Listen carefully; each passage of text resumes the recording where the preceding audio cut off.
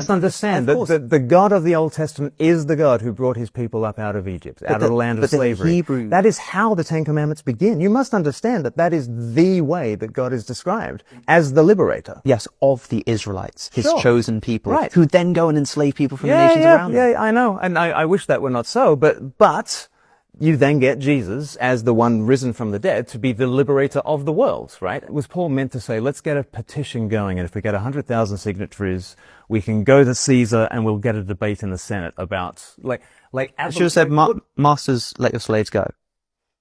Well, there were literally laws by which they could not do that. So either side of the year dot in 2 BC and in 6 AD, it was literally illegal to manumit your entire slave population because the social upheaval, the social upheaval of abolition, not only in the first century, but the social abolition of abolition even in the 19th century, caused a debt that the Britain was paying off up until 2015. You know what also was illegal for a time in the early Roman Empire?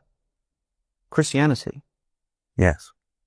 But they still practiced that because they thought it was the right thing to do. Right. Like now, if I'm now being told that Paul, who's not just, as I see him, an early Christian writer, but the author of eternal scripture, is now not condemning something which has come to be one of the most foundational ethical questions of Western civilization, because ought he to have Roman laws